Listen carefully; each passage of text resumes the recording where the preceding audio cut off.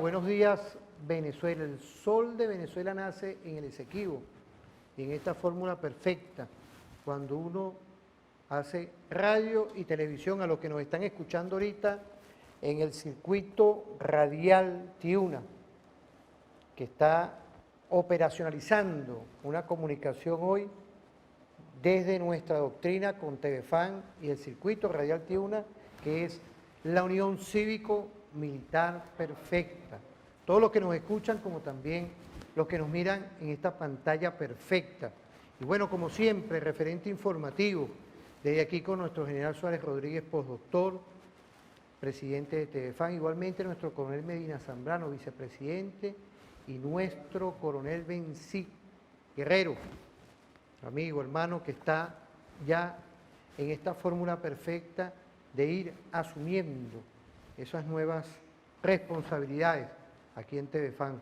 Y desde aquí, como siempre, con esta fórmula de lograr hacer televisión, pero a nivel estratégico. Hoy estamos con nuestra guerra difusa. Allá en Tiuna está la capitán Ninosca, por allá en los controles, pero también está comandada por un coronel estratégico que es nuestro coronel, próximo doctor, nuestro coronel Jorge Eliezer Mantilla Mijares, presidente del circuito radial Tiuna, próximo doctor del Instituto de Altos Estudios de la Seguridad de la Nación. Y aquí tenemos guerra difusa, una guerra multidimensional y multiforme, de carácter no convencional aplicada a la República Bolivariana de Venezuela. Algo que siempre estamos resmantizando, estamos ubicando en ese control perfecto de estudiar la guerra, pero también operacionalizar propuestas. Un saludo a nuestro ministro para el Poder Popular, para la Defensa, mi general jefe Vladimir Padrino López, a todo nuestro Estado Mayor Superior, a nuestro almirante en jefe Remigio Ceballos, que por aquí vio una contribución suya en las dimensiones estratégicas, y a todo nuestro sistema defensivo, nuestras redes, SODIS y ADI, y por supuesto nuestro comandante en jefe y presidente constitucional de la República Bolivariana de Venezuela, Nicolás Maduro Moro. Un saludo a él y a todo ese equipo de gobierno perfecto, que hoy, ante esta guerra difusa, están trabajando, están incorporados todos para ir neutralizándolo, y todo nuestro Estado venezolano. Hoy tenemos un invitado, un amigo, Vladimir, bienvenido, de verdad. Saludo aquí, este puño perfecto aquí, de lo que es hoy hacer televisión, geopolítica internacional. Hemos estado hablando, anoche eran tarde, ¿vale? Eran las 10 y pico, 11, 12. ¿Ah? No descansa el equipo de producción, ¿vale? ¿Ah? En lo absoluto. De verdad que me alegra que estemos aquí hoy, porque fíjate, ahorita la América Meridional, tú como doctor, Vladimir es doctor egresado ahorita de la UNEFA. Quiero saludar a nuestro mayor general Pascualino Angelillo Fernández, nos está viendo. Ayer le mandé mensaje de saludo, igualmente a nuestro mayor general Feli Osorio Guzmán. Un saludo a usted, nuestro viceministro de Educación para la Defensa y rector perfecto de la Universidad Militar. Mira, la América Meridional, ¿qué está pasando hoy ahí? Fíjate, porque a nosotros nos están aplicando un bloqueo, unas agresiones permanentes, que lo hemos hablado varias veces, pero pareciera que las cosas no están tan bien. ¿Para quién? Para esos gobiernos capitalistas. Identificar hoy las apreciaciones de lo que le pasa al señor Duque hoy, al señor Duque, en vez de estar apoyando, inmerso en esa guerra, en nuestra población de La Victoria, el gobierno colombiano, ahorita que nos están escuchando allá en el estado Apure, gracias al circuito radial Tiuna, en vez de estar metido con un grupo de irregulares ahí, en vez de estar pendiente de su gestión de gobierno, amigas y amigos, los que nos pueden estar escuchando ahorita, que hay varias ciudades de Colombia que están alborotadas porque están metiendo medidas neoliberales. Entre eso, los que nos van a estar escuchando ahorita, porque esto es importante, ¿no? Ya nos están escuchando y a esas poblaciones que están ahí, que está nuestra Fuerza Armada Nacional Bolivariana, está nuestro gobierno haciendo trabajo social, que no ha parado nunca, con nuestros gobernadores bolivarianos, nuestro alcalde bolivariano y nuestro gobierno bolivariano, el tema que hay hoy en esa política de irrespeto contra el pueblo colombiano de los impuestos, de las tributaciones. Igualmente lo que puede pasar en Ecuador, el Perú. Imaginémonos hoy todos esos gobiernos de concepción neoliberal, ¿qué lectura tenemos? Bienvenido, Adrián. Primero que todo, mi querido doctor Constantini, muchas gracias por su invitación a este programa y de verdad que gracias a Telefam por permitirnos estar aquí conversando estas cosas. Lo primero que, perdónenme hoy por el uso de la mascarilla, trataré de que no entorpezca la proyección de la voz. Pero definitivamente lo que está sucediendo en América Latina es parte del estudio que nosotros tenemos que hacer a lo largo, no de una década, de 2 décadas, de un siglo, sino de los 5 siglos que la América Latina se conoce a partir de la llegada de Colón a estas tierras. Entonces, nosotros podemos ver que la América Latina, o sea, la Latinoamérica en general, o sea, todos los países caribeños y suramericanos, prácticamente hemos sido países de la periferia durante 500 años. Y esa periferia definitivamente ha conllevado a que la principal condición de subordinación de esa periferia la tienen las clases dominantes de América Latina. Las clases dominantes de América Latina, las burguesías y las oligarquías suramericanas, definitivamente han tenido el hegemón de la conducción, cada quien dentro de sus países, en los que ellos se han juntado, de algunos de los países se han juntado para algunas cosas. De ahí que todos los procesos de integración, como la LADI, la LALCI, y parte de contar, durante el siglo XX fracasaron, porque no había una visión compartida de lo que es la América Latina, de la América Latina, como grupo, como orden completo dentro del mundo. Visión que siempre tuvo el libertador Simón Bolívar, cuando con todo su discurso planteó la unión de la América Latina, de la América Meridional. Entonces, cuando nosotros vemos eso, vemos que hay una característica especial en la lucha, en las cosas de América Latina, y entre ellas en la hegemonía de los sectores oligárquicos. Y ha sido que han desarrollado lo que Carlos Marx llamaba la lucha de clases. No fue solamente Carlos Marx el que utilizó el término, sino que dijo que la historia de la humanidad era la historia de la lucha de clases. Y evidentemente en América Latina hay de sobra para poder estudiar ese concepto. Pero aquí en América Latina, por supuesto, se evidencia un hecho de que la hegemonía de las clases dominantes es manifiesta y en cada país se desarrolla de una determinada forma, pero todos coinciden en que hay una hegemonía de esas clases dominantes para poder justamente mantener el control de sus pequeños feudos. Y esos pequeños feudos, entonces nosotros vemos las variantes, como en Brasil, donde tienes una clase dominante que durante muchos años permitió un gobierno de centro-izquierda, pero que indiscutiblemente llegó a romper con lo que se llama el concepto de la democracia para establecer mediante el lawfare una presión contra Luis Ignacio Lula da Silva. Y eso para sacar a él y a Dilma Rousseff del poder. ¿Por qué? Porque les parecía inaudito que el conjunto de personas que ellos sacaron de la pobreza salieran de la pobreza. En pocas palabras, le daba fueros a gente que no era la gente que ellos querían que gobernara el país. Y eso fue lo que ha hecho, en pocas palabras, el señor Bolsonaro.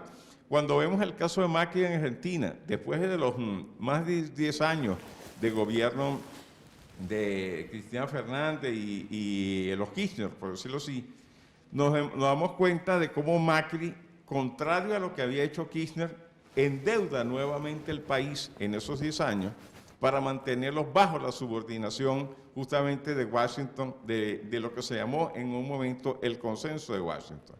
Cuando vemos el caso de Chile, es un caso patético. Ahí se hizo el golpe de Estado de Pinochet, un golpe de Estado totalmente apoyado por la CIA. Ya no hay ninguna duda al respecto. Ellos mismos han desclasificado documentos donde muestran realmente cómo se realizó realmente el golpe de Estado, la metodología que aplicaron, cómo lo hicieron. La dictadura no fue más que un mecanismo en el cual la clase dominante de ese país, de América Latina, se subordina a los intereses de los Estados Unidos para mantener el capitalismo dependiente en la región. Si nosotros vamos a Perú, el Perú ha sido un caso digno de estudiar por todo el desastre que haya habido. Ahí tenemos el único país que en una semana ha cambiado 3 veces de presidente en tiempos recientes, y en tiempos pasados definitivamente donde el interés de la clase popular nunca estuvo realmente presente en esa teoría de democracia que ellos tienen. Amén de que es un país productor de cocaína, o el segundo productor de cocaína de América Latina y del mundo, por decirlo así, que compite con Colombia en eso, y es un país ocupado que tiene 9 bases militares. Si nosotros subiendo, tenemos el caso de Ecuador. Ecuador, después de varios años de gobierno progresista en América Latina, indiscutiblemente el imperio, en Ecuador, perdón, Estados Unidos decidió que eso no iba más. Simplemente presionaron a un hombre como Lenín Moreno, una persona deleznable desde el punto de vista histórico, para que produjera todas las cosas, el regreso que se ha producido en Ecuador. Y en el caso de Colombia, Colombia es un caso especial, un caso patético en todos los aspectos. Patético en términos de que desde la muerte de mi general Sucre, por ahí en Berrueco, en 1830, se empezó a manifestar un fenómeno que ya había tenido sus antecedentes, y entre los antecedentes que había tenido, había sido los 2 intentos de matar al libertador Simón Bolívar en la noche septembrina. Y antes de eso, cuando el libertador también le salvó la vida. En pocas palabras, en Colombia el asesinato se ha convertido en un medio político de las clases dominantes para ellos mantener el poder. Así sucedió durante diferentes incidentes en el siglo XIX, que yo no voy a entrar a analizar en detalle aquí, pero a partir del siglo XX vale la pena decir lo siguiente: el asesinato de los trabajadores de las bananeras arranca o muestra al mundo lo que es el interés de la clase dominante colombiana en mantener el poder, y por supuesto a sangre y fuego. Fue un general del ejército de esa misma oligarquía colombiana quien abrió fuego contra manifestantes totalmente desarmados en Medellín para poder imponerle la voluntad de las bananeras. ¿Y quién es las bananeras? La United Fruit and Company. Y la United Fruit and Company, una compañía estadounidense cuyo objetivo era prácticamente monopolizar todo lo que es la producción de banano en América Latina y otros frutos. Y Colombia era uno de los países importantes que generaba un ingreso para la clase dominante y con salarios de miseria para los trabajadores, casi en condiciones de servidumbre. Entonces, todo esto da origen a lo que fue la defensa que hizo Jorge Eliezer Gaitán, que se había graduado, había hecho un posgrado en Italia en criminología, y defiende justamente la situación, defiende justamente a los trabajadores el juicio, y eso lo proyecta políticamente. Y la proyección es tal que entre comillas, lo derrotaron 2 veces en unas elecciones que a todas luces se ve que fue fraudulenta. Y además de esa cuestión, como ya veían que no podían pararlo, lo matan frente a su sitio de trabajo, frente a sus oficinas. La persona que lo mata, por supuesto, en vez de detener la gente allí, calcularon eso, simplemente el sicario, apoyado por supuesto todo esto por la CIA, porque ya se había creado la CIA 3 años antes, o 2 años antes, se hizo manifiesto el hecho de que la persona la capturan, la persona la desaparecieron, o sea, la mataron, o sea, lo que hicieron, pero el hecho es que no quedó los medios para poder ver quién había mandado matar a Gaitán, pero todo el mundo sabe quién mandó a matar a Gaitán. A partir de ahí, por supuesto, todo lo que hemos visto, todo lo que es la insurrección armada de Colombia, luego en los años 60, lo que es la aparición de la industria de la cocaína, y luego de eso que involucró a diferentes sectores de la sociedad colombiana.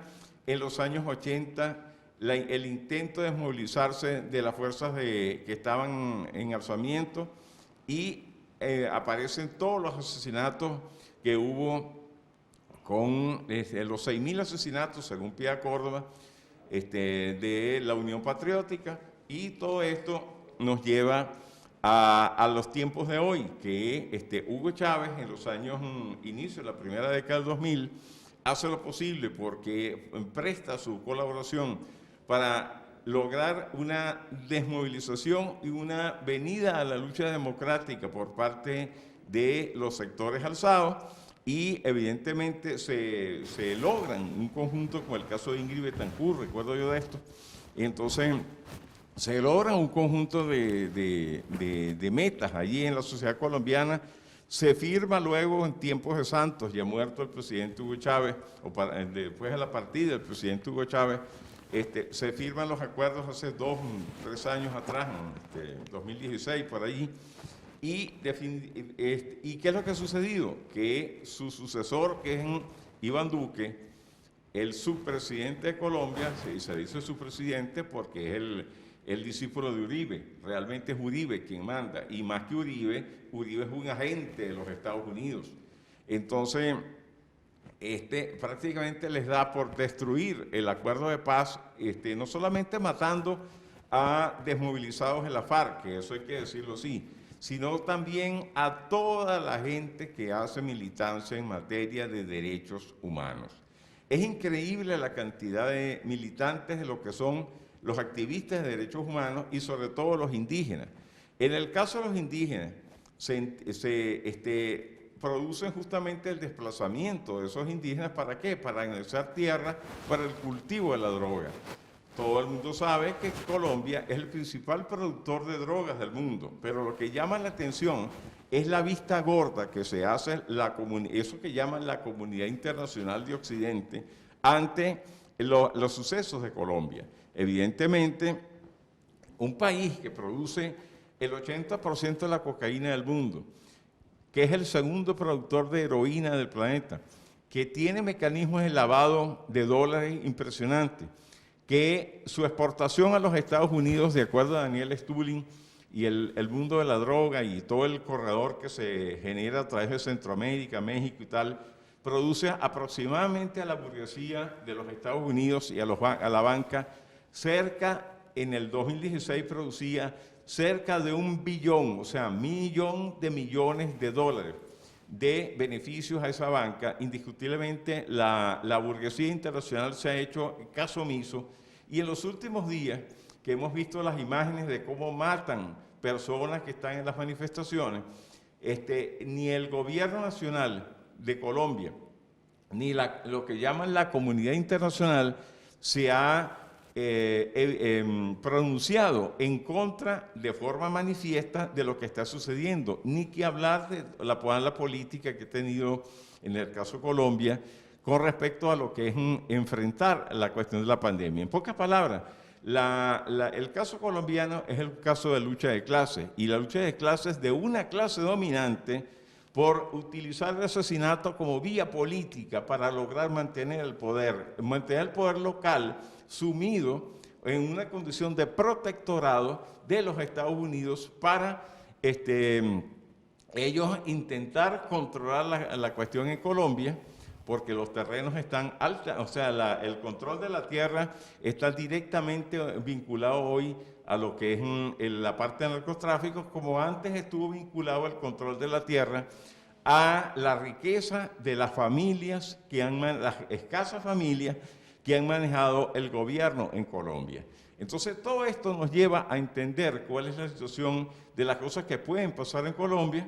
Yo honestamente lo digo, no me atrevo a pronunciarme por los signos de las manifestaciones actuales, lo que sí veo que es un elemento más que evidencia el estado de descomposición que tiene Colombia hoy en día y del por qué, y fíjate cómo son las cosas, Luis. Hay un detalle que llama mucho la atención. Ese detalle que llama mucho la atención es que en el incidente del Caldas del año 1980 y tanto, por allí, se dio un fenómeno, se evidenció un fenómeno en ese entonces que está pasando ahora de nuevo, que es que la migración que se genera producto de todo lo que ha pasado en Colombia empezó a concentrarse, se dieron cuenta nuestras Fuerzas Armadas en ese entonces de que habían barrios completos alrededor de la base militar de Palo Negro que eran de puros colombianos, de pura gente desplazada de Colombia, mucha gente que había migrado de Colombia. Y qué casualidad que están ubicados cerca de las bases militares que tenía Venezuela. Eso se evidenció en el incidente del Caldas. ¿Y qué es lo que ha sucedido ahora? Que a raíz de un conjunto de desplazados que han venido a la frontera por el Apure, definitivamente han servido algo así como de mampara para las acciones de los paramilitares, que a todas estas está subordinado no solamente al gobierno de Colombia, sino bajo el amparo de los organismos de seguridad de los Estados Unidos, o sea, de la inteligencia de los Estados Unidos. Entonces, evidentemente se ve la utilización de población civil para amparar una operación, en este caso ejercida por paramilitares, la cual evidentemente ha sembrado de minas a nuestra frontera y que de paso es una cuestión que se ve que es una cuestión planificada. ¿Planificada por qué?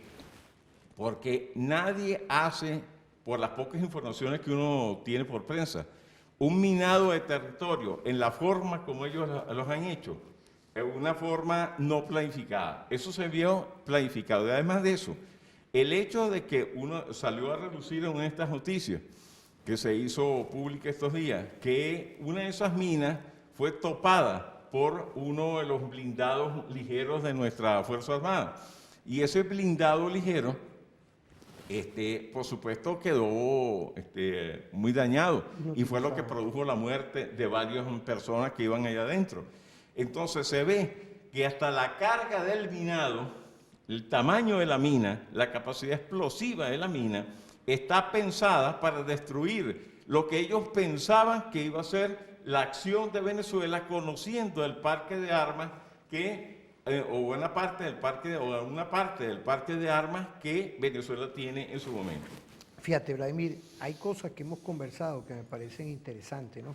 Quiero agradecer de verdad aquí al sargento Sala, al sargento Mayora, la teniente Pérez y al sargento Villarroel, y allá nuestra capitán Ninosca, que está en el circuito radial Tiuna, ¿no? Fíjate, hay cosas aquí que nosotros estamos evaluando y pareciera, fíjate, el caso Colombia, 15 bases que existen en ese territorio. Los que nos pueden estar escuchando ahorita, gracias al circuito radial Tiuna en toda la frontera, todo el territorio fronterizo, el esfuerzo que está haciendo, primero, de nuestro presidente Nicolás Maduro Moro, fíjate, el esfuerzo permanente, porque son espacios que están ahí, el espacio radioeléctrico. Hoy, la Fuerza Armada Nacional Bolivariana tiene esos espacios ahí con un esfuerzo permanente, con poquito. Estamos logrando hacer mucho. Con poquito. ¿Por qué? Porque tenemos un bloqueo, tenemos unas agresiones permanentes, estamos haciendo mucho. Entonces, fíjate, los que nos puedan estar escuchando allá, me interesó bastante el tema que le estamos poniendo, como también en la frontera con los hermanos pueblos de Brasil, de Colombia, que nos sientan, que está nuestra Fuerza Armada Nacional Bolivariana, que están todo nuestro personal de gobernadores patriotas y bolivarianos, que está también están ahí, igualmente toda nuestra atención de nuestro gobierno, porque allá lo que hay es una gran calamidad. Fíjate, con todo ese desarrollo que tú me dices a mí, y yo le agrego 15 bases en el territorio colombiano, y hace tiempo ya, con ese mal llamado Plan Colombia, que aceptaron las oligarquías. Me hablaste hasta Gaitán, de verdad un líder, que iba a cambiar los destinos de Colombia, y desde ahí la Colombia se volvió toda una guerra interna, que el pueblo venezolano, oído, porque nos están escuchando, amigas y amigos, estamos sufriendo de hace años detrás de toda esa guerra impulsada por las oligarquías colombianas, porque esto hay que tocarlo de una manera no usual, cuando uno está en la comunicación, ¿no?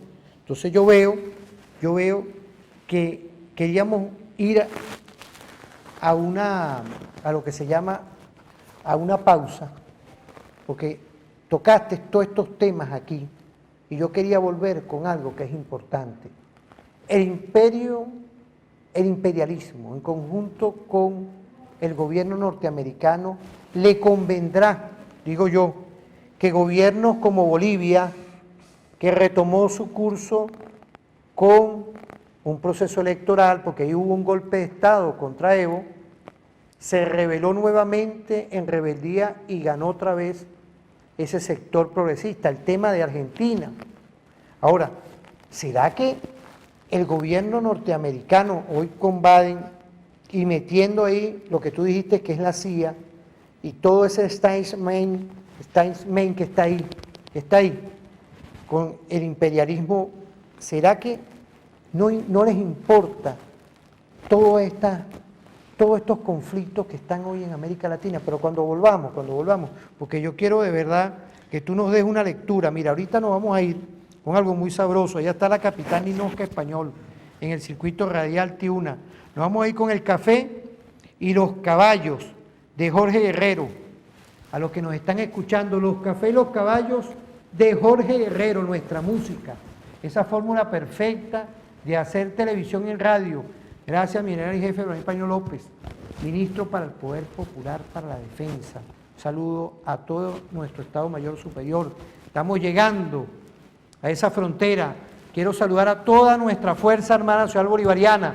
Ahorita, con todo el respeto, porque tú eres de verdad para mí, eres doctor, eres todo esto, pero eres también un estratega en seguridad de la nación. Tú fuiste egresado también del IAS, eres profesor de nuestro Instituto Alto de Estudios de Seguridad. Todos estos patriotas que están ahorita ahí en la frontera, que nos puedan estar escuchando. Un saludo desde aquí, una fuerza permanente. En la próxima etapa de desarrollo de la idea, voy a conversar algo para nuestra gente que está en la frontera. Ok, vamos a ir a una pausa entonces y...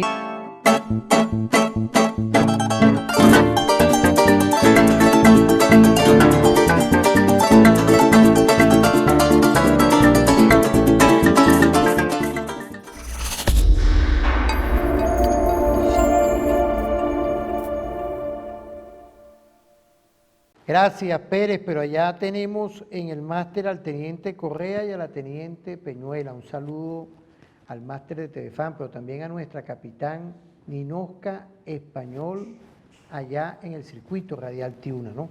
Fíjate, hemos quedado, porque nos están escuchando ahora, apreciado doctor de nuestro Instituto de Altos Estudios de la Seguridad de la Nación, pero también de la UNEFA. Saludar a nuestro general Pérez Villamizar, parte de lo que es este constructo, la guerra difusa, de lo que es hoy una visión de estudiar toda esta estrategia que no es fácil, y ahí usted tiene bastantes estudios, ¿no? El caso de las 15 bases será de gratis, 15 bases. El caso de que ha sido público y notorio del año pasado cómo hay tropas israelíes en el territorio colombiano. O sea, todo este tipo de cosas nos hacen ver que el caso de Apure hoy, que ha pasado, que hemos tenido unas bajas para nosotros que condenamos, porque nosotros somos una Fuerza Armada Nacional Bolivariana y un país de paz. Eso que nos están escuchando ahorita, ese pueblo, es un pueblo de paz, de tranquilidad. Es el venezolano, el venezolano. Desde cualquier parte del país que nos puedan estar viendo, escuchando, somos una identificación a la solidaridad. Y igualmente aquí todos los que han venido de diferentes países, están en esta tierra de gracias todos. Fíjate, es hoy casual lo que hemos conversado y dejé al aire, que estén, porque yo creo que son uno de los pocos países que haya gran cantidad de bases, de territorio y de apresto militar, helicóptero y otro tipo de apresto, de lo que es el capital logístico, pues. Es decir, la tecnología militar ahí metida. ¿Es casual eso hoy? No, evidentemente. ¿Por qué será todo esto? Porque hasta la operación Tenaza, que una vez yo te vi trabajando ese tema, ¿está pendiente hoy? Por Coverdale, ex senador, ex representante de los Estados Unidos, año 2000, estuvo en Colombia y dijo que para dominar a Venezuela había que ocupar militarmente a Colombia. De ahí ya se había presentado el inicio del plan, los diferentes planes, porque ha habido que si el plan Colombia, el plan Patriota, el plan lo que fuera, o sea, hay un sinnúmero de planes que se han aplicado y el objetivo ha sido hostigar a Venezuela. Una evidencia de ese hostigamiento fue en tiempos del presidente Hugo Chávez aquí en Venezuela, el intento del plan Balboa. Eso es una de las cosas, quitarle una franja al occidente del país para Colombia tener la posibilidad para sacar su carbón, para sacar su droga a través del Maracaibo y para apropiarse de pozos de petróleo que son importantes no solamente para su aspecto de utilización interna en términos económicos normales, sino para producir gasolina que requieren para la cocaína. Así mismo. Entonces, si a eso nosotros le sumamos que esas bases militares de las cuales tú hablas, mi querido Luis Constantini, querido doctor, hay que sumarle algo más. Esas bases militares solamente son la cabeza visible de todo el entramado de inteligencia de los Estados Unidos que está en Colombia. Hay un estudio que hizo un venezolano, Rosso Grimao, que estuvo estudiando diferentes localidades que han sido usadas por los Estados Unidos en el territorio colombiano y diera la impresión de que llegan a 33 los sitios y localidades desde donde ha operado, que uno sepa, la inteligencia de los Estados Unidos haciendo uso de las instalaciones militares colombianas. Entonces, ya vamos de lo cuantitativo a lo cualitativo. Lo cualitativo, ¿qué significa? Que Colombia prácticamente es el enclave militar más importante de los Estados Unidos en América Latina. Pero no solamente es militar por cañones, sino es militar porque se maneja todo lo que tiene que ver con inteligencia militar, o sea, las tácticas de la región se generan buena parte desde Colombia. Es decir, podemos decir que disculpa que te interrumpa ahí, hay tanques pensantes especializados para ese tema. No solamente ¿Qué visión, qué enfoque tienes tú? Cuando tú ves los escenarios, los teatros de operaciones en el mundo, en este marco de guerra híbrida global, te das cuenta que hay grupos y grupos de tanques orientados a diferentes regiones del planeta. Y eso era parte de lo que yo quería... Es decir, ese inciso de Apure, claro que es parte todo de una guerra global. No solamente eso. Hay 3 escenarios ahorita que están planteados. El primero es Rusia-Ucrania, el segundo es China-Taiwán y el tercero es Venezuela-Colombia. Entonces, ¿por qué yo los pongo en ese orden? Tiene un propósito. Porque el primero es el país agredido y el segundo es el instrumento del imperialismo para agredir a ese país, al país agredido. En pocas palabras, Rusia ha sido utilizado Ucrania y ha sido utilizado en las guerras que hubo en el Cáucaso recientemente entre 2 ex-repúblicas soviéticas. En fin, ¿para qué? Para desestabilizar a Rusia. Toda la incursión que ha tenido las fuerzas militares, inclusive de la OTAN, en el Mar Negro, ha sido impresionante. El intento de volver a una guerra en el Donbass y en el Donetsk es impresionante. Y el intento de retomar Crimea, un área que siempre perteneció a Rusia y que fue justamente Nikita Khrushchev en 1954, el que dijo, bueno, como son repúblicas soviéticas y tienen una conexión con Ucrania, y Ucrania era una república soviética, entonces, bueno, que dependa Crimea de Ucrania. Pero eso siempre ha sido ruso, siempre ha sido territorio ruso desde tiempos de Pedro el Grande para acá. Entonces, evidentemente, la votación que se hizo ahí y cómo los ciudadanos de este territorio decidieron que pertenecían a la Federación Rusa, definitivamente ha sido desconocido por Occidente.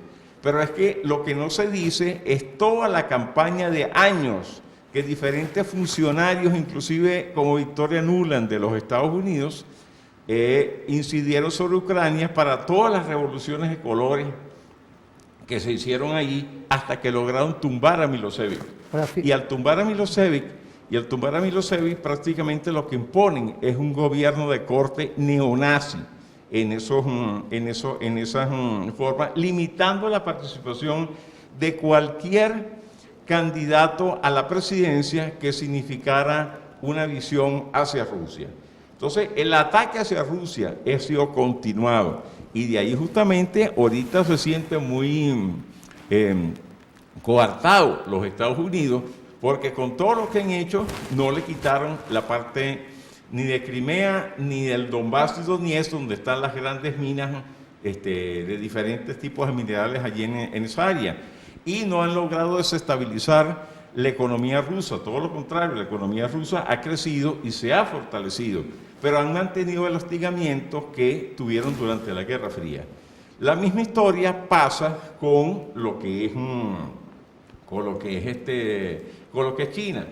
China, un país, dos sistemas. La intención de China es que la forma como los ingleses le quitaron a Taiwán y el resto de las zonas allí hace siglo y medio, entonces ya se venció ese acuerdo en el año 90 y tanto, por ahí 99, y ellos intentan hacer un solo país, aunque tengan dos sistemas políticos. Eso ha sido literalmente y sistemáticamente torpedeado por Occidente.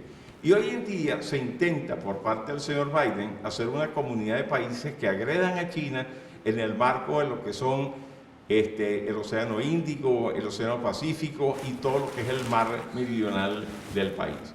Y el tercero, en este caso, es Venezuela, y ya vamos a abordarlo por qué. Pero fíjate, yo quería, por eso es que te estaba más o menos enfocando algo positivo, que va concatenado, creo que con el trabajo tuyo doctoral o una investigación que tú hiciste, fíjate, que son las teorías de la dependencia y de las teorías de ser independiente. El tema hoy en esta guerra, cuando tocamos el caso de Rusia y China, en esta guerra que nosotros le llamamos, con todo el respeto, como lo dice nuestro general en jefe, Daniel Peña López, nuestra guerra difusa, en el cual está la guerra híbrida, hay un sinfín de cosas impresas ahí en la multidimensionalidad. En el caso de China y Rusia, Estados Unidos y los gobiernos aliados con las corporaciones han querido golpear en el tema económico, pero tú mismo lo dijiste ahorita, porque tienes un estudio permanente de eso y te agradezco que estemos compartiendo esto, Vladimir. Ellos, dentro de su forma estratégica de todos estos años, han avanzado en ser independientes en espacios y temas vitales, en los ecosistemas que yo hablo, como un ecosistema cuando uno lo busca, que son sistemas biológicos que van interrelacionados con los seres vivos, es decir, la economía y otras cosas más que van concatenadas con el área vital de las y los ciudadanos. En el caso nuestro, Chávez heredó una teoría estratégica que tú has estudiado, que él rompió y está rompiendo Nicolás ahorita Nicolás está en eso, que es romper la dependencia. Es decir, esta guerra multidimensional, esta guerra difusa que se le presenta en el caso de Estados Unidos y esos tanques pensantes contra Rusia y contra China, ellos las han neutralizado. Ahora nosotros estamos en ese camino.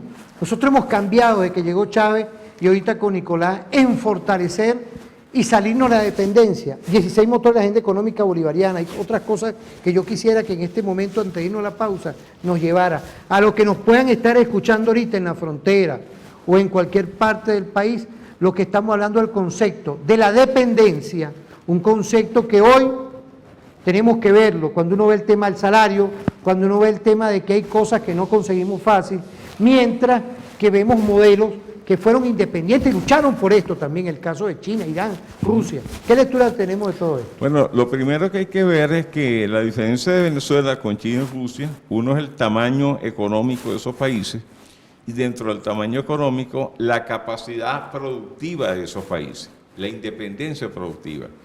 Rusia yo recuerdo que Vladimir Putin en 2015, no estoy citando historia del siglo pasado, sino en 2015, cuando le aplicaron las sanciones, él llegó y dijo, bueno, vamos a pasar 2 años mal, pero luego vamos a estar mejor.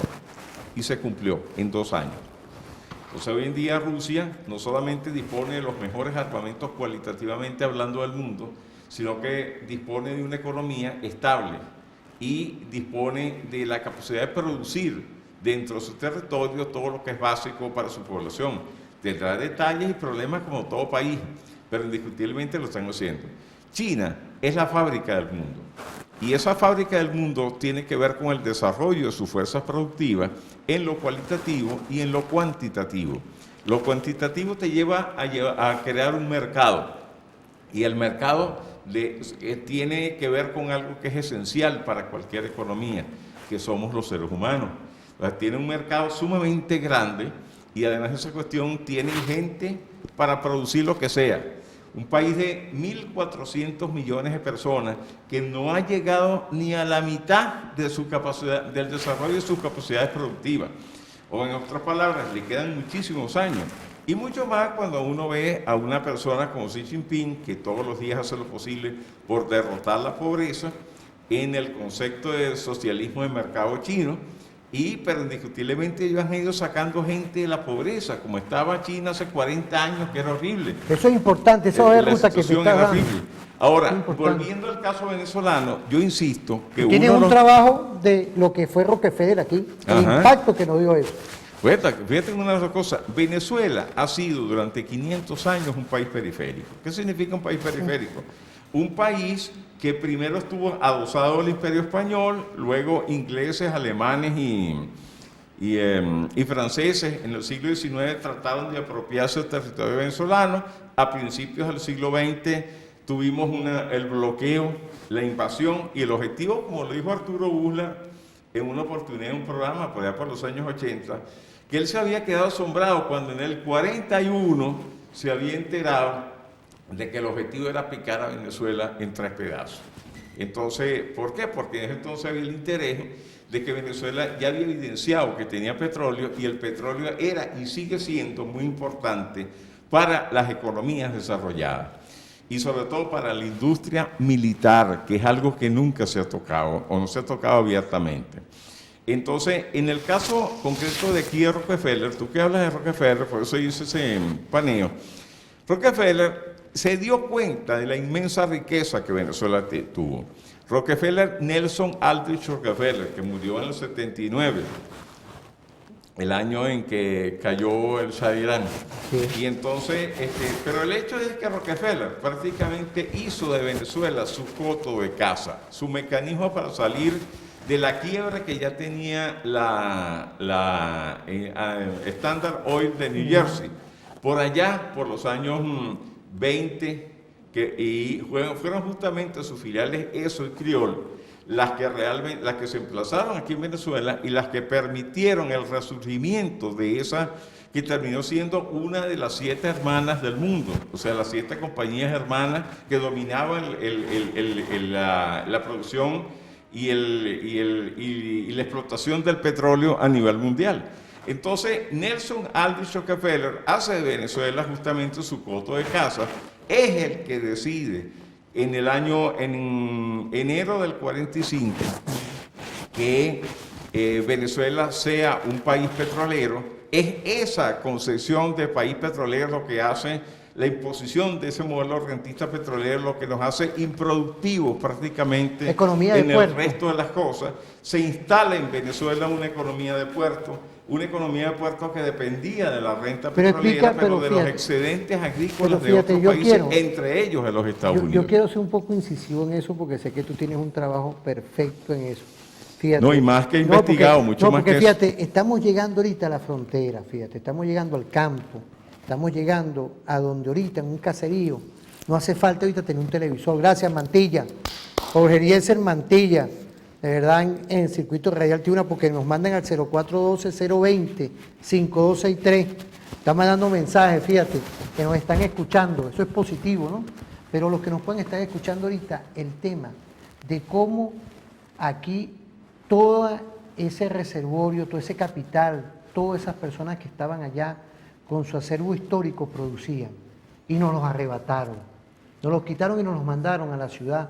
¿Eso era casual? No, evidentemente no. ¿Qué buscaban ellos de todo Fíjate eso? cómo son las cosas. Cuando hablo de ellos, vamos a identificar al enemigo. Amén de que Venezuela era un país despoblado al inicio de los años, 1900, Venezuela se produce una gran migración de la gente del campo a la ciudad, de los 2 millones y pico de personas que vivíamos en ese entonces en este territorio, o sea, que vivían en este territorio.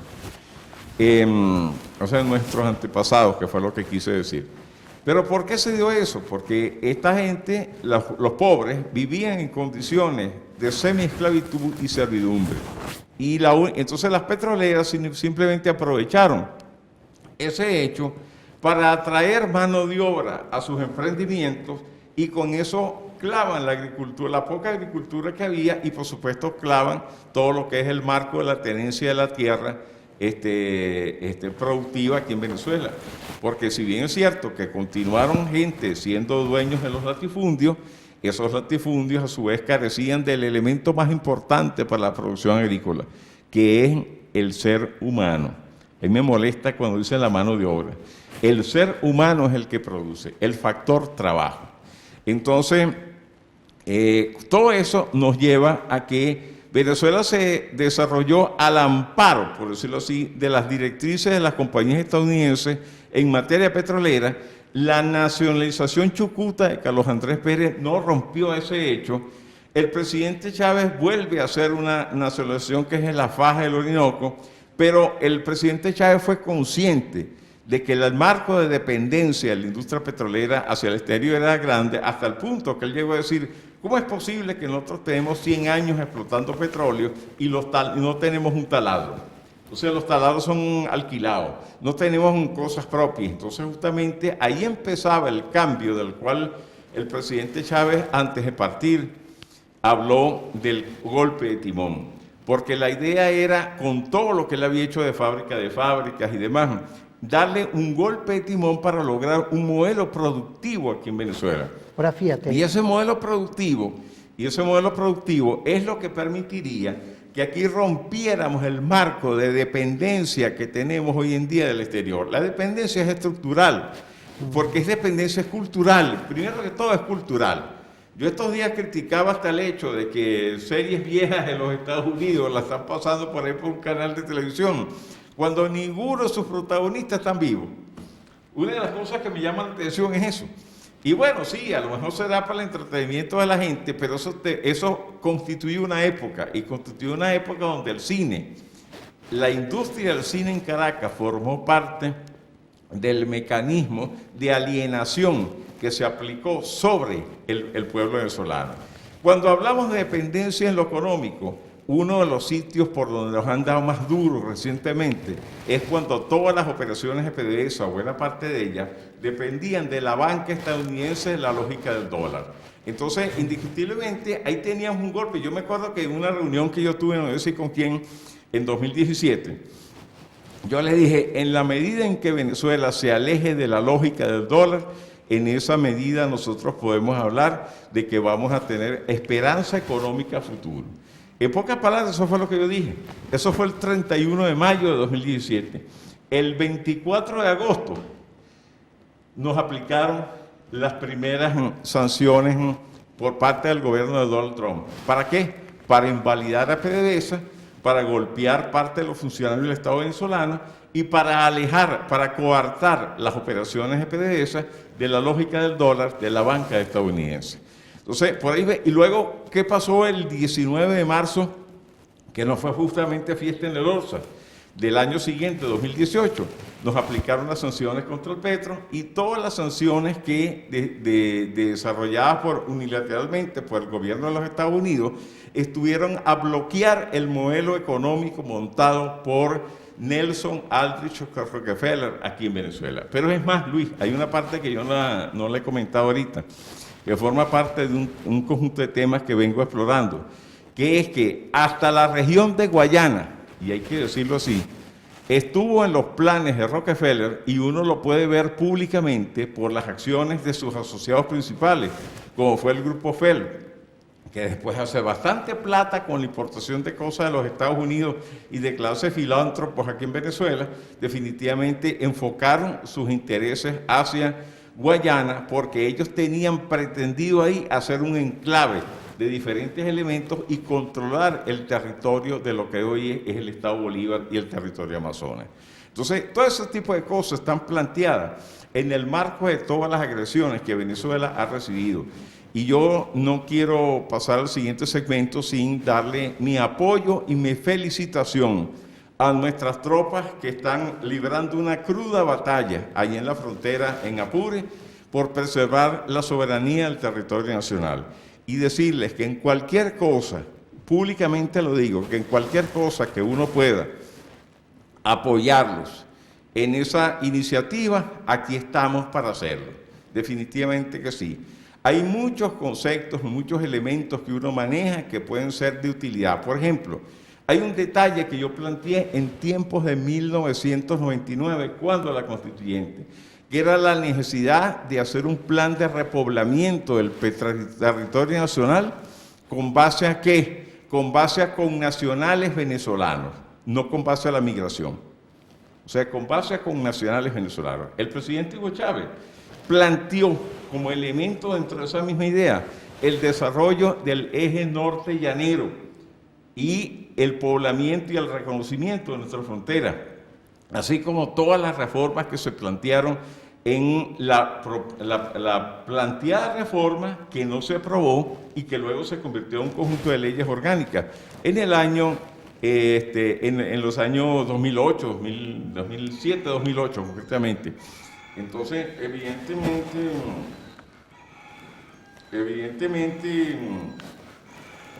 está por ahí un pito por ahí. Sí, aquí tenemos un gallo que estamos orando, bueno. Fíjate, pero vamos a ir a una pausa, y volvemos. Ahorita nos vamos a ir con una canción bien bonita, ¿vale? Que es Nubia González, mi mejor joropo, los que nos están viendo y los que nos están escuchando.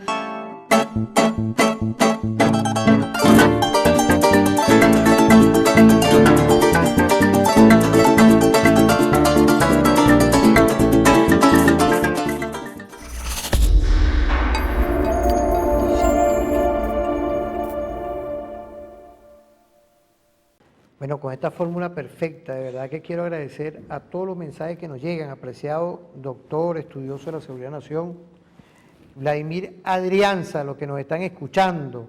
Ya me mandó un mensaje, profesor, el investigador que usted está entrevistando hoy desde aquí, desde Apure, San Fernando. Estamos llegando a San Fernando de Apure también, gracias a nuestro circuito radial T1. Esto se lo agrego yo. Y aquí en San Fernando hay una pregunta hoy que va con el tema de el poder adquisitivo. Ahí yo te lo dije, fíjate, magnífico. Pero se nos están adelantando, porque ahorita que sonó el gallo por aquí, en el segmento anterior tuvimos que ir a pausa, ¿no? Y vamos a dejar, gracias Graciela, de San Fernando de Apure. Fíjate, nos están escuchando por ahí por la radio, el circuito radial T1, pero también en otras partes del país, como siempre, el sector académico, igualmente los historiadores. Por ahí hay una sorpresa con los historiadores. Volvemos en estos 200 años de Carabobo. Viene el Archivo General de la Nación pronto está con nosotros Jorge Berrueta. Igualmente están también varios subsectores, los pescadores, los campesinos, los trabajadores universitarios en sí, todo el espíritu nacional y por supuesto nuestra Fuerza Armada Nacional Bolivariana. Saludar a nuestras SODIS, nuestra área de defensa integral y nuestras regiones de defensa integral. Apreciado profesor, fíjense, yo iba a dejar esa pregunta al aire. El tema de Rockefeller, fíjense, en 1930 hubo un problema estructural económico en Estados Unidos. Crisis del 29. La crisis del 29 y la del 30. Y esa corporación, esa corporatocracia, incidió en que fueran ellos parte de salir golpeados. Y a mi criterio fue donde le empezaron a meter la mano a esta Venezuela próspera, a esta Venezuela que en ese momento teníamos un dictador aquí, teníamos a Juan Vicente Gómez. Porque hay que operacionalizar lo que nos están escuchando ahorita. de cómo nosotros tenemos un problema estructural en el país. Amigas y amigos, cuando uno ve el problema del salario hoy, eso viene sobrevenido a un sinfín de medidas colaterales contra todo nuestro sistema económico, que es un sistema económico heredado de todos esos años en la dependencia, en depender de las grandes corporaciones. Y por eso es que hoy yo quería hablar sobre estos temas con un estudioso, que es el doctor Vladimir Alianza, que tiene temas en cuanto a esto. Es decir, en esos tanques de pensamiento ellos saben el daño que hacían y cómo lo hacían en esta guerra multidimensional. Es decir, cuando ellos tocaron el tema de las mal llamadas sanciones, que son agresiones, contra todo nuestro sistema económico internacional. Cuando ellos llaman y le meten las sanciones, las mal llamadas sanciones, que son agresiones contra nuestra industria petrolera, era porque sabían que iban por ese ecosistema económico que teníamos aquí cuando estaba Chávez y cuando estuvo en los primeros tiempos Nicolás Maduro Moro, del cual atacaron que era para, como dice nuestro almirante Ceballos, que era para fragmentar totalmente el Estado-Nación. Es decir, todo esto viene sobrevenido de una política de dependencia que hicieron los gobiernos anteriores, oído lo que me están escuchando y lo que nos están viendo aquí también, con esta fórmula perfecta de TVFAN, de lo que fueron esos gobiernos anteriores entreguistas que no sentían de verdad de crear lo que está haciendo hoy Nicolás Maduro Moros, porque es una cultura. Cuando tú hablaste de la cultura de la mediática, ahí está Adorno, que hablaba siempre de cómo manipular las masas por medio de la cultura. Eso no es casual. No. Eso no es casual. A mí nadie me va a venir No cuando es tú casual. ves, por ejemplo, esas cableras, con todo el respeto que las vean, porque esto es un país democrático, con un poco de cosas ahí, que eso hay que revisarlo. Esas son las grandes corporaciones mediáticas que tienen un plan de sintonía en el entretenimiento, en una política hacia ellos. Entonces todo este contexto va hoy para que tú nos expliques en este segmento el tema del poder adquisitivo. Okay. Es de gratis hoy que se haya metido con la moneda, con los salarios, con todo esto, sobrevenido ¿para qué? Evidentemente. Y lo beneficioso de lo que hoy estamos hablando, lo he hablado en estos días, producción con salario. Ajá. Producción con una producción nacionalista, una producción que es lo que quiere Nicolás, todo el gobierno ahí, con los 16 motores de la agenda económica bolivariana. Fíjate que yo vengo, Luis, de esto no te he comentado personalmente, pero vengo haciendo... Es que tú estudias permanentemente. Yo estudio todos los días. Eran anoche las 11 de la noche y cuando estabas pegado estabas estudiando. Entonces, mira, hay una cuestión que es común. Digo yo, hay una similitud entre lo que pasó en la tercera década del siglo XX en Rusia y en Estados Unidos. En Estados Unidos todos sabemos que hubo la crisis del 29, que fueron la asunción de las consejas keynesianas, por decirlo así, pero fue realmente la utilización de la Segunda Guerra Mundial para levantar la producción de los Estados Unidos y salir de lo que fue la depresión del 29, lo que levantó esa nación. Pero hay un detalle que a mí... la política guerrerista de ellos. Sí, exacto. La política guerrerista, levantar la producción interna mediante la conversión de fábricas que producían lavadoras y neveras para luego producir tanques y aviones. Entonces, eso sucedió en la Segunda Guerra Mundial. Y sucedió bajo el amparo capitalista para lograr salir de la depresión. Pero el único país que no le pegó la depresión en el mundo en esa época fue la Unión Soviética. ¿Y por qué no le pegó? Estos días investigando muchas cosas, me he podido traer libros escritos en ruso. Y esos libros escritos en ruso, traducidos mediante el Internet, me han producido un conjunto de elementos.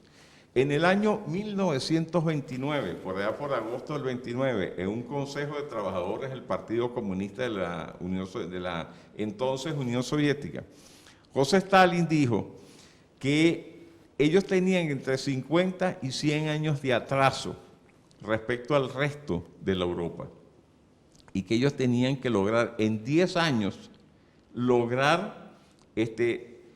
levantar vencer ese atraso, porque si no los iban a desaparecer del mapa. Eso lo dijo José Stalin, que uno tendrá muchas cosas que pueda criticar, pero definitivamente lo dijo, en el año 1929. En el año 39, o sea, 10 años después, la Unión Soviética se había convertido en un emporio industrial.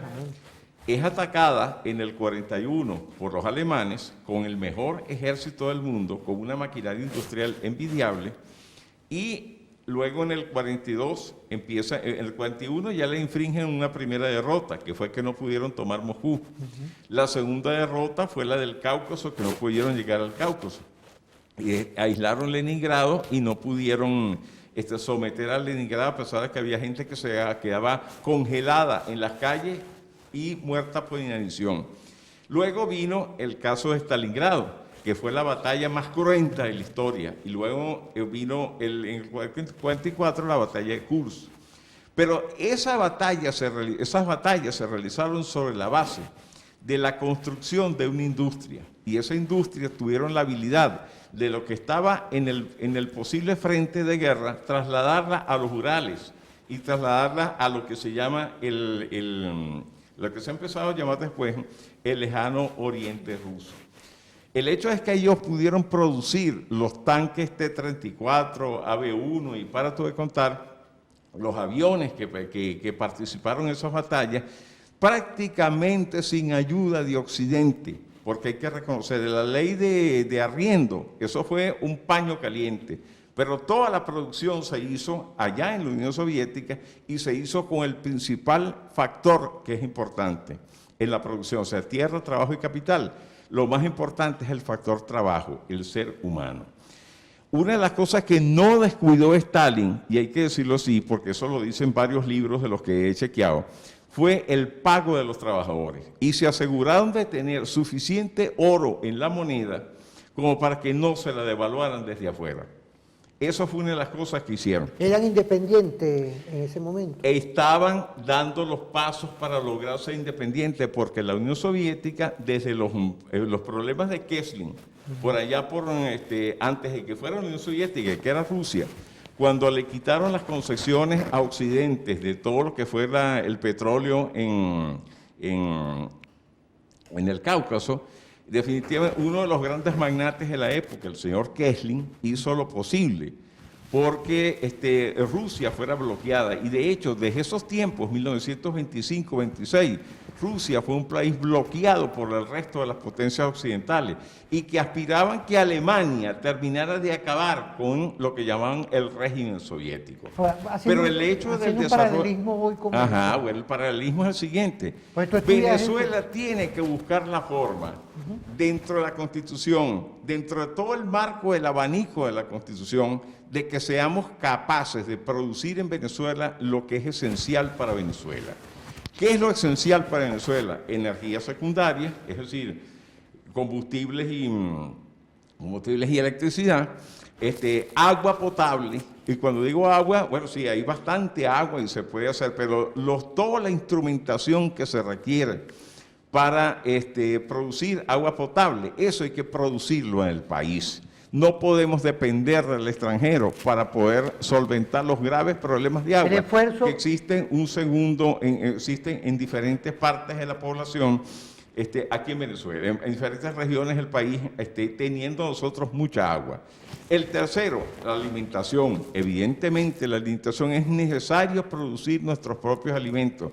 O sea, revertir lo que hizo Rockefeller con el plan petrolero que se dio aquí en el país. Y por supuesto algo que eso dará para muchos programas, que es el caso de las medicinas. Venezuela tiene que vencer eso que el presidente Nicolás Maduro habló, que Venezuela apenas produce el 4% de las medicinas que consume. Eso hay que romperlo, señores. Eso hay que romperlo. Hay que romperlo, ¿por qué? Porque necesitamos producir aquí en Venezuela todos los medicamentos, todos, con la menor dependencia posible. No es que vamos a envasarlos aquí o empaquetarlos, no. Eso no es producir, eso es un empaquetamiento.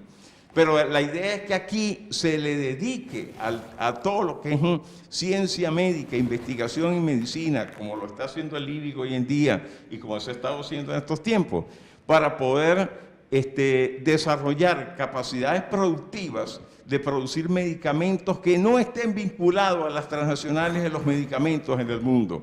Inclusive nosotros tenemos que entender que en el marco de lo que está pasando con Guyana hoy en día, Venezuela ni siquiera puede darse el lujo de depender de la India como productor de medicamentos.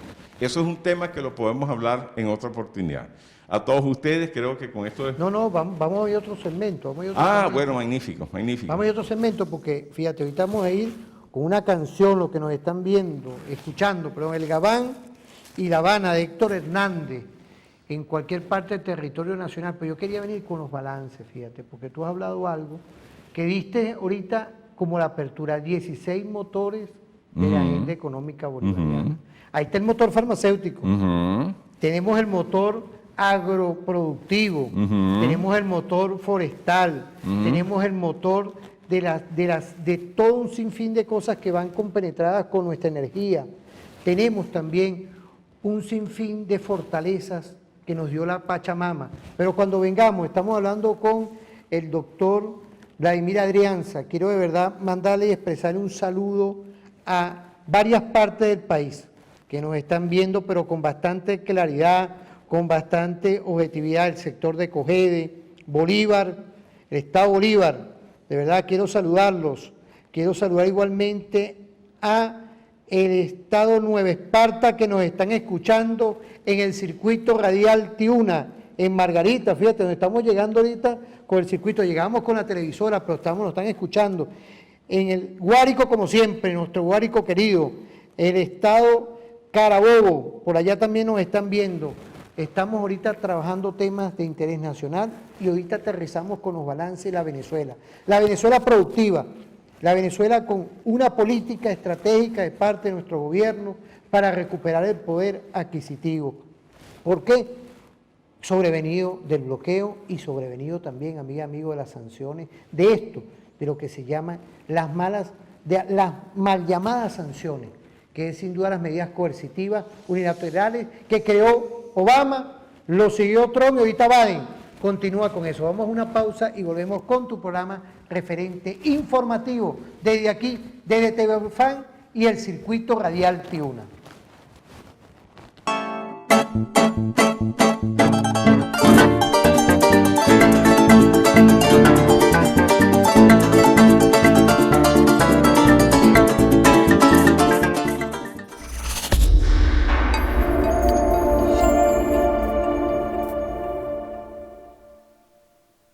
Bueno, volvemos otra vez, Vladimir, vale, gracias. Aquí está la Teniente Pérez también, allá está la Capitán Ninosca Española, ya ahorita en el circuito radial Tiuna. Ando contento, le estaba diciendo ahorita a Vladimir que nos están escuchando en varias partes. Claro, no es lo mismo tener un televisor que tener un radiecito, ¿vale? Esa es la tecnología, a pesar de que la radio empezó primero y después sobrevino la televisora, uno que es comunicador, comunicador y estratega en seguridad nacional en varios ámbitos, pero también el ámbito de la comunicación está ahí, siempre pendiente de lo que es la cultura mediática. Ahí Adorno, Bergman y otros más han trabajado ese tema de lo que es hoy la industria cultural. Por eso es que uno tiene que tener cuidado con todo esto y resmantizar siempre, amigos que nos están escuchando, nuestros valores patrios. Una de las cosas que TV Fan, la televisora de la Fuerza Armada Nacional Bolivariana y el circuito radial Tiuna no descansan. A lo venezolano, a lo nuestro, es de aquí que se hace comunicación estratégica. Quiero saludar igualmente, de verdad, a todas y todos los que nos están escuchando y viendo. Vladimir, quedamos en algo, que son los motores de la agenda económica bolivariana. Nicolás los lanzó en el 2016. A mi criterio, lo pongo yo, para romper lo que es la dependencia. Ahí está, lo que tú hablaste, de lo que es el tema de la farmacéutica, todo, producir aquí, a lo venezolano. Hoy quiero saludar a nuestra motor militar, saludar a todo lo que se está haciendo dentro de nuestra Fuerza Armada Nacional Bolivariana. Domingo, así como está haciendo todavía, acomodar todo nuestro parque militar, Domingo Hernández Lares, ya nuestro mayor general, comandante de nuestro ejército bolivariano. Saludo, como siempre, a usted como fue director de nuestra Academia del Ejército Bolivariano, saludarlo a usted y a todo nuestro componente de ejército, pero también todo lo que se está desplegando de parte de nuestro viceministerio para los servicios, lo que se está haciendo en el motor militar, que es importante, que no lo podíamos dejar aquí como los demás motores. Es una estrategia perfecta, Arianza, tú que estudias todos estos temas, de lo que Nicolás empezó a hacer para romper con Rockefeller, para romper con todas las transnacionales, es decir, porque son temas culturales, tú lo has dicho, yo he visto las escrituras tuyas ahí y varias conferencias que tú has dado, lo que es romper con esa cultura de la dependencia. ¿Qué visión tienes tú ahorita como balance? Porque romper de la dependencia es asumir hoy, de verdad, recuperar el poder adquisitivo, que no es fácil, con un bloqueo, con toda una operacionalización de tanques pensantes contra Venezuela, hay un gobierno y hay un Estado venezolano hoy, todos concatenados en lograr volver a la política social y a la política de bienestar social. ¿Qué lectura tenemos? Querido Luis, te voy a tomar un minuto para mandar dos saludos. Uno al general Pascualino Angiolillo y otro al general Moncada Moncada. Para ellos, mi afecto, mi respeto. Y también a diferentes otras personas que sé que nos han escuchado, que se han comunicado con nosotros, de la querida UNEFA, del querido IAED, del cual no solamente uno tiene, ha sido profesor, ha sido egresado y ha estudiado allí, sino que también tiene tutoriados hoy en día. Entonces, evidentemente, eso es parte de la gente que uno siempre, de la siembra que uno siempre anda haciendo. Volviendo al tema de los motores, el presidente Nicolás Maduro definió 16 motores en total. No alcanzaría el tiempo para tratar individualmente cada uno de ellos, porque no tenemos tiempo. Pero sí te prometo que para próximos programas, tú me has mencionado 2 veces lo de los motores, y yo tengo un estudio de eso detallado. Sé. Y hay otra cosa que también les puedo ofrecer, que es un estudio sobre la relación que tiene que ver con lo que es el salario real y la moneda. El problema del salario real en Venezuela es un problema de la crisis creada por la moneda, pero eso requiere de una explicación en términos históricos, que es la que no se ha hecho aquí en el país. La gente cree que el problema de la moneda es un problema de ahora. No, nosotros tenemos desde el siglo XIX, desde cuando éramos colonia, un problema monetario. Y el problema monetario es parte de una arista completa de lo que es el marco productivo en el marco de la dependencia. Entonces, eso hay que tratarlo de esa forma para poder entenderlo. Yo te propongo que el próximo miércoles, si tú me permites esta oportunidad, yo me voy a traer unos estudios que vengo desarrollando para compartirlo con nuestra gente sobre el caso de la moneda. Claro, ahí no habría problema, pero fíjate, en 2 minutos, los 16 motores de la agenda económica bolivariana y las zonas económicas que Bielma y Rodolfo, los saludo a ellos, parte del IAESEN también. A él también mis saludos, por supuesto. Claro, son parte, yo lo veo ya como estudiosos de nuestro Instituto de Altos Estudios, tanto a Rodolfo Sanz como a Bielma Mora, docentes como nosotros, pues. Son la estrategia perfecta para de verdad ir acelerando el modelo cultural, porque eso es la cultura de las y los venezolanos de asumir hecho en Venezuela. El día que nosotros entendamos que hecho en Venezuela, cuantitativa y cualitativamente, es mucho mejor que traído de afuera, ese día habremos dado un gran paso. Eso es un sueño que tiene Nicolás siempre, y todos los días, mira, todos los días Nicolás lo es un sueño que han tenido... Perfecto. Que ha tenido Nicolás, que tuvo el presidente Chávez, y que han tenido varios venezolanos de bien. Pero indiscutiblemente que ha tenido un gran bemol, que es la actitud de la clase dominante local, la cual simplemente se ha centrado en una visión mercantilista desde que llegó Colón hasta ahora. Oye, me gustó esa apreciación. Es una visión mercantilista, que el mercantilismo no es producción, mercantilismo es intercambio. Yo traigo una parte, vendo bien caro en otra y coloco el dinero donde más me rinda beneficio. Mira, esa visión no es la visión que va a ayudar a desarrollar el país. Fíjate, el presidente Nicolás no descansa yo quiero que tú seas, porque tenemos poco tiempo antes de irnos, de verdad, porque este programa es así, y gracias, mira, tú hay que esconder hasta el teléfono. Es prácticamente en vivo. Sí, no, pero fíjate, no, es que estamos ahorita, En estamos todos los activados, aspectos. estamos activos en vivo y escondiendo los teléfonos para poder cerrar, para dejar algo que es importante. Yo veo a Nicolás con un impulso, con el gabinete, mira, con el gabinete completo, a lograr entender eso.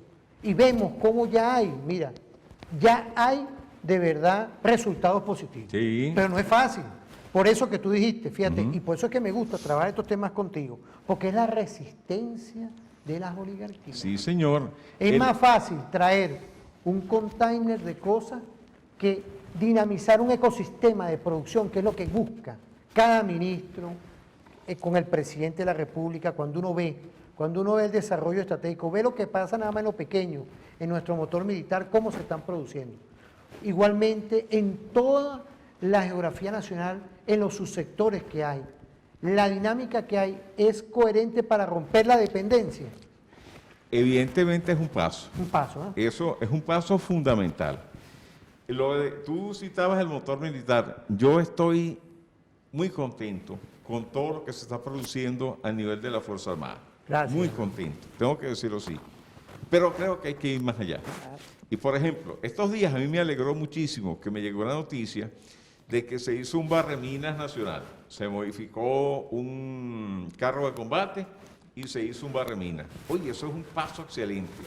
El siguiente paso, por supuesto, yo sé que la Fuerza Armada lo hace, es que nosotros podamos producir todo lo que requiere de mantenimiento esa Fuerza Armada. Y más adelante será producir nuestros propios armamentos. Bueno. Entonces, en esa forma hay que desarrollar. Siento que no haya más tiempo ahorita, pero bueno, ya nos veremos para otras ocasiones. Bueno, no, Vladimir, vamos a continuar en otro programa. Mira, aquí está nuestro líquido de la vida. Mira, este es un líquido que yo aquí nos acostumbramos. Quiero de verdad saludar a todos y todos los que nos están viendo, los que nos están escuchando en el circuito radial Tiuna.